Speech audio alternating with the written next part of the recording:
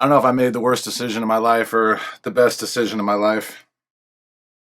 I just got this 2022 Gibson Murphy Lab Custom Shop 58 Junior. A 58. This thing is pretty amazing. My wife might divorce me.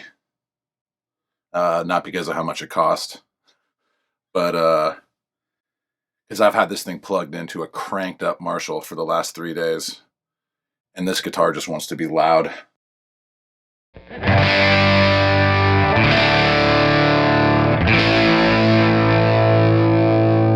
Yeah, this thing's a lot of fun. I haven't even had it for a week, but I want to go over my first impressions. I should probably play a little something first, though. So let's do something proper.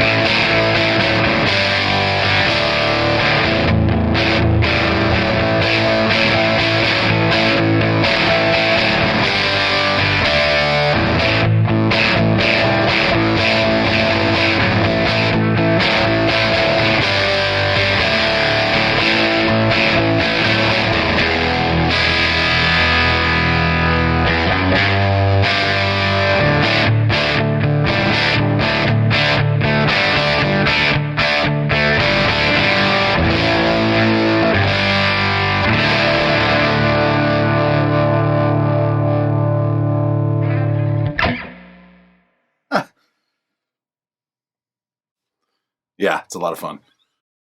If I'm being honest, this was a bit of a gamble. I've been saving for the last 6 months or so to get a 335, and I ended up with this instead. Um, this thing was listed for a price that I couldn't pass up, and then within a couple of hours of adding it to my favorites, I got a reduced price that was just ridiculous, and I pulled the trigger within about 15 minutes. And so far, I'm really, really glad I did.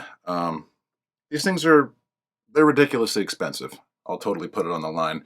With that said, I feel like I got a screaming deal on this, and I feel pretty confident if for some reason down the road I don't like this, I can probably get my money back.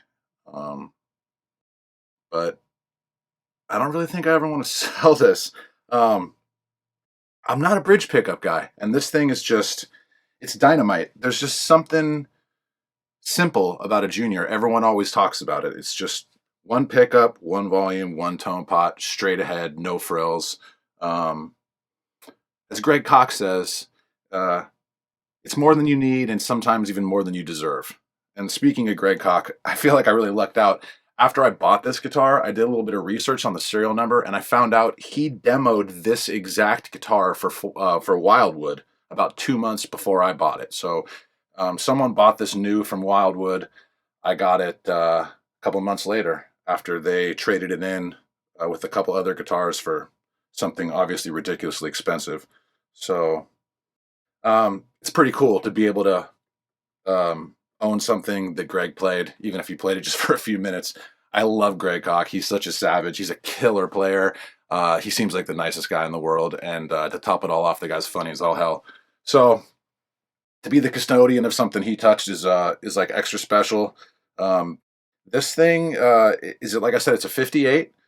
For those that don't really know, a lot of people love 59 Les Pauls, And I think the reason why that's the case is because generally the 59s, everything 59 and moving forward, had a slimmer neck profile in terms of the back, and it also they also reduced the fret size.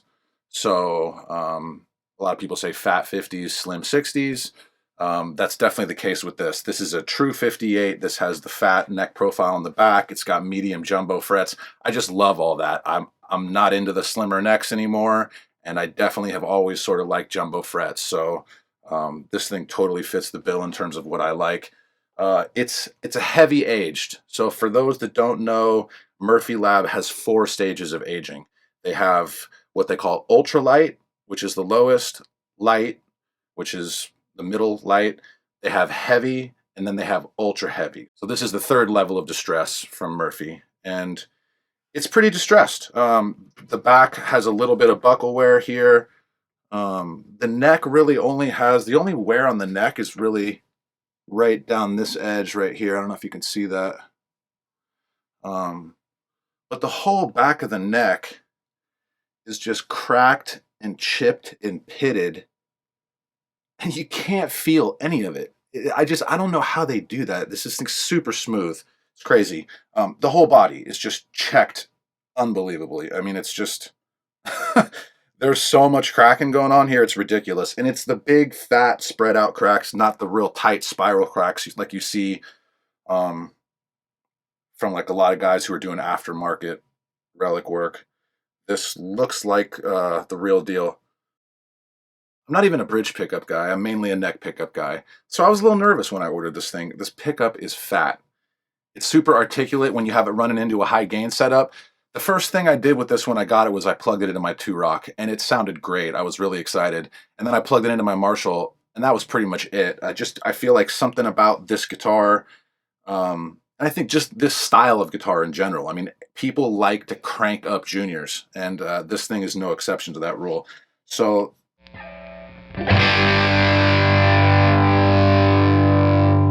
pretty crunchy sound. It cleans up nice. You turn the volume pot down.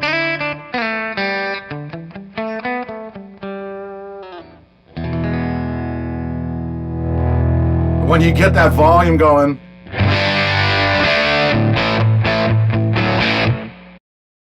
I'm running a 2-amp setup here. I have a Marshall with the 57, and I have my Agnator tweaker set to the AC mode, the AC30 mode, and that's mic'd up with Sennheiser 421.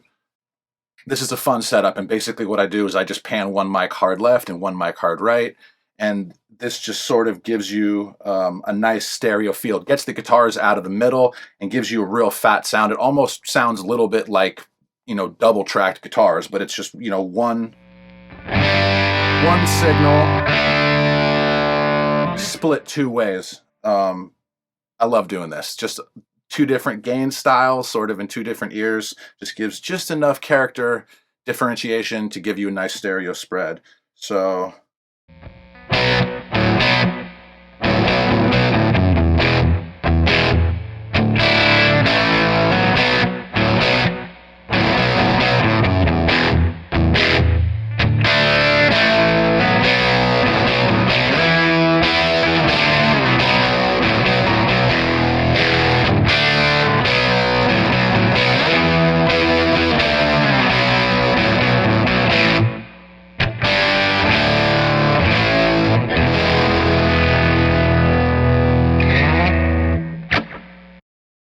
this guitar just reminds me of so many different people. I'm a kid of the 90s, and I think the first time I ever saw a Les Paul Jr. on stage was the Black Crowes at the Fillmore.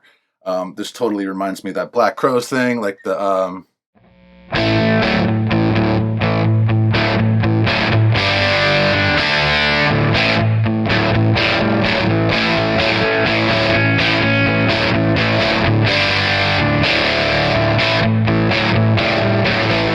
right? I mean, that's straight up Black Crowes right there.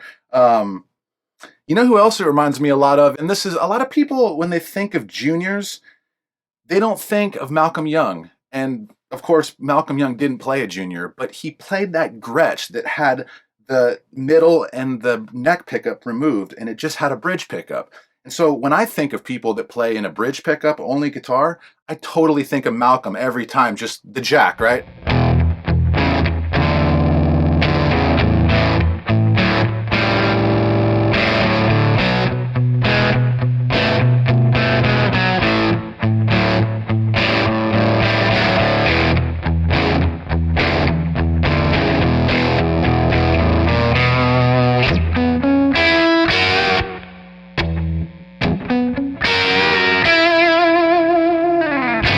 Yeah, AC/DC all the way, 100%. Um, Charlie Starr. I mean, I love Charlie. Just Southern rock. I just feel like this is a Southern rock machine. And I don't know. I feel like I really lucked out to get this.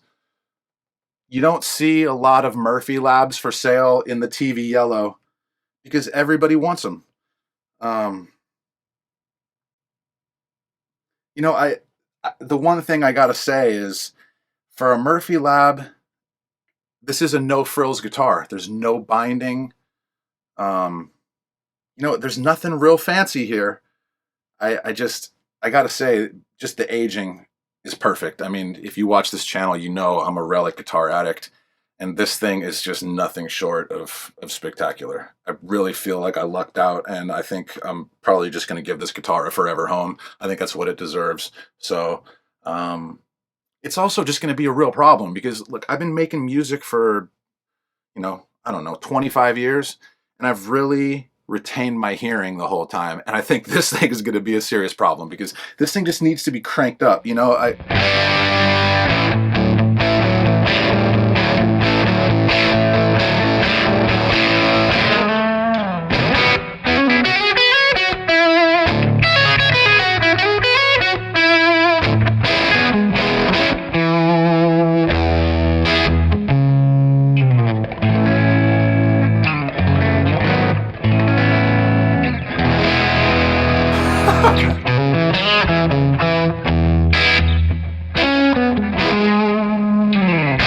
Yeah, this needs to be cranked up every single day.